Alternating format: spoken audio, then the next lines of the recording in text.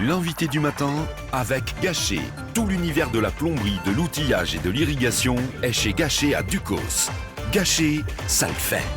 Bonjour Jean-François Bodin. Bonjour Nicolas. Pour revenir ce matin sur la visite officielle de la ministre australienne des Affaires étrangères sur le territoire, vous recevez la consul générale d'Australie. Oui, Annelise Young, bonjour. Bonjour. Merci d'avoir accepté notre invitation, effectivement, au lendemain de la visite que Penny Wong vient d'effectuer en Nouvelle-Calédonie. Une visite importante avec beaucoup de choses, notamment dans le discours qu'elle a prononcé au Congrès, on va y revenir. Elle a notamment dit, vous trouverez en Australie non seulement un voisin constant, un ami fiable, mais aussi un engagement à vos côtés au même titre qu'un membre de la famille. C'est ce qui définit aujourd'hui le mieux les relations entre l'Australie et la France et la Nouvelle-Calédonie ? Oui.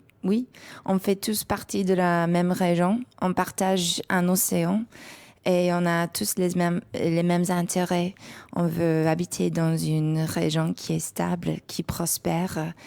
Et voilà, ce sont nos intérêts communs. Alors les intérêts communs, elle a appelé à les faire avancer ensemble, la Nouvelle-Calédonie, la France et l'Australie, notamment en ce qui concerne le climat. On sent qu'il y a un changement du côté australien sur cette question-là depuis quelques années. Est-ce que c'est vrai ? Est-ce qu'il y a une accélération des choses pour la lutte contre le changement climatique ? Oui, tout à fait. Depuis notre nouveau gouvernement a été élu il y a 10 mois, ils ont révisé nos cibles pour réduire les émissions de gaz à effet de serre. Maintenant, on est sur la bonne voie d'atteindre de la neutralité carbone en 2050. Et donc, on a beaucoup investi là-dessus. Le Parlement australien vient de passer une loi qui va rendre ça beaucoup plus difficile pour construire des nouvelles usines en charbon. Alors l'Australie veut travailler aussi avec les pays de la région et notamment ceux du Forum du Pacifique sur ces questions-là, en proposant de co-organiser la COP31 en 2026. C'est vraiment une volonté régionale de l'Australie ? Tout à fait. En fait, ce qu'on avait proposé, c'est de l'organiser en partenariat avec les îles du Pacifique. Et on est très gré d'ailleurs pour le soutien de la France avec ce démarche et aussi pour le soutien personnel de Monsieur le Président Mapou. Alors c'est un engagement de Penny Wong de s'engager pour le climat. La tournée qu'elle fait s'inscrit, enfin elle vient en Nouvelle-Calédonie comme elle a visité tous les pays membres du Forum du Pacifique. C'est vraiment pour promouvoir cette lutte contre le changement climatique. C'est d'abord le premier but de ce déplacement ? C'est un but, mais je dirais pas que c'est le tout premier. Elle le fait parce qu'elle est très sérieuse. Notre gouvernement voulait vraiment montrer jusqu'à tel point c'est important pour nous, notre région, parce qu'on fait partie de cette région et on est peut-être pour vous en Calédonie, vous pensez que l'Australie c'est un grand pays, mais si on regarde autour du monde, on n'est qu'un pays de moyenne taille. Et donc, même pour nous, on cherche notre sécurité et notre prospérité avec la totalité de notre région. Et donc, c'est pour vraiment renforcer le lien avec tous les pays membres, avec tous les membres du FIP, avec les acteurs régionaux, avec l'État qui joue un rôle très, très important. On est très reconnaissant d'énormes contributions que l'État français fait à la prospérité et la stabilité de notre région proche grâce à l'armée française, mais aussi les transferts budgétaires. Donc, c'était un peu tout ça, pourquoi elle est venue ici et aussi pourquoi elle fait exprès de rendre visite à tous les membres du FIP. L'Australie et la France partagent la même vision sur la question de la stabilité et de la paix dans la région ? L'Australie et la France ? Oui. Je pense. Moi, je peux parler au titre de mon gouvernement, mais je peux vous rassurer qu'on a eu des conversations très chaleureuses, très fructueuses.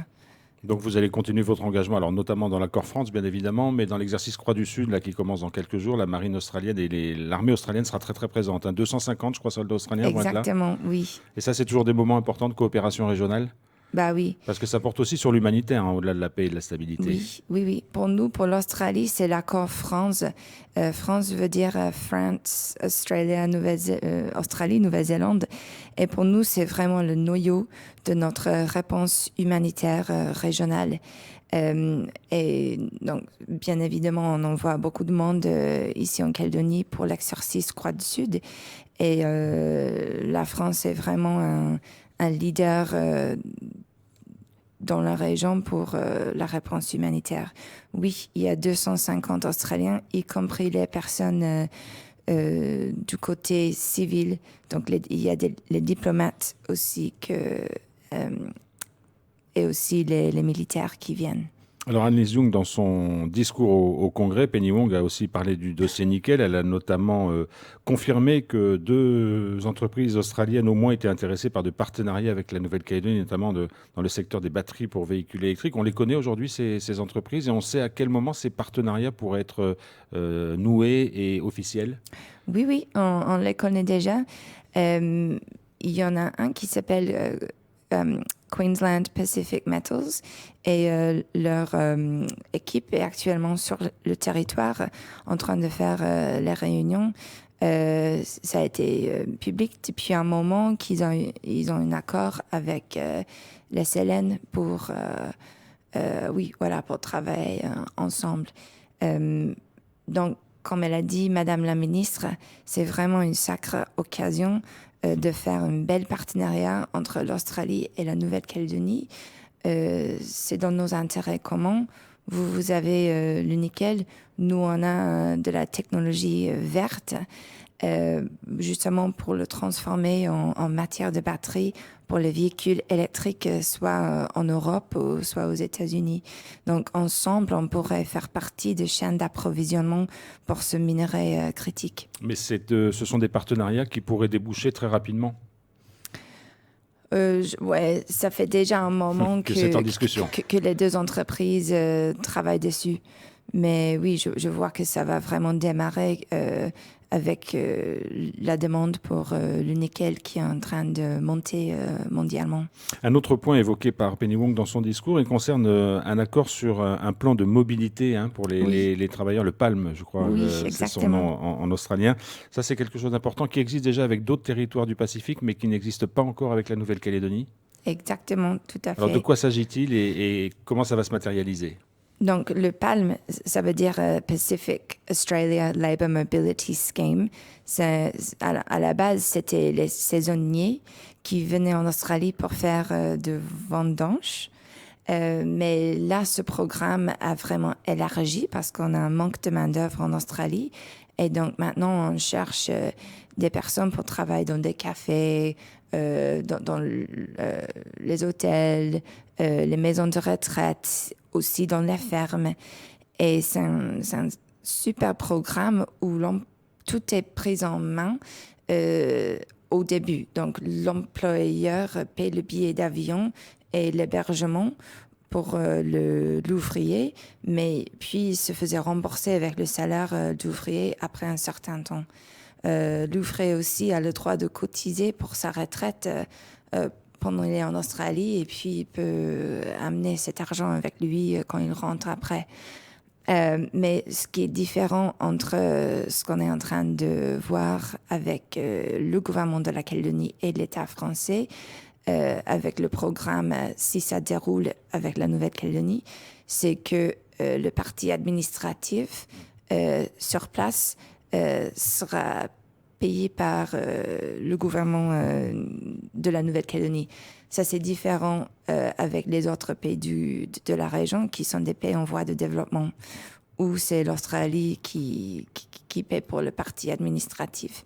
Mais voilà, ce sont des choses qu'on est en train de discuter avec le gouvernement de la Calédonie. Mais ça pourrait se mettre en place rapidement. Oui, je pense d'ici fin de l'année, oui. Donc on aura l'occasion d'en reparler. Oui, tout à fait, absolument. Alors Penny Wong est restée à peine 24 heures en Nouvelle-Calédonie. Vous avez passé évidemment... Même pas, oui c'est vrai. Allez, 20 heures. 20 heures en Calédonie, vous les avez passées avec elle quasiment tout le temps. Oui. Quel était son sentiment? Vous avez pu discuter avec elle. Est-ce qu'elle était contente de ce qu'elle a vécu en Nouvelle-Calédonie? Est-ce que c'est une visite qu'elle trouve positive? Ah oui. absolument. En fait, c'était sa troisième fois en Nouvelle-Calédonie parce qu'elle est déjà venue 2 fois en tant que touriste. Elle parlait un tout petit peu français. Elle a dit quelques mots, oui. Oui, elle a pu monter à Ouantoro hier matin. Et il faisait beau, elle a pris des photos. Elle a pu manger un bon croissant fait avec de la farine qui a été fait avec du blé australien. Donc, Le croissant franco-australien, alors. Oui, voilà, parce que la plupart du blé en Nouvelle-Calédonie vient de l'Australie. C'est notre 5e export plus grand. Quoi d'autre? Oui, mais les Calédoniens sont tellement chaleureux. Donc, comme elle a adoré son séjour malgré la fête. C'était si vite. Merci beaucoup, Annelise Young, d'avoir été avec nous ce matin pour revenir sur cette visite de Penny Wong en Calédonie et de ses enjeux. Merci beaucoup. Merci à vous.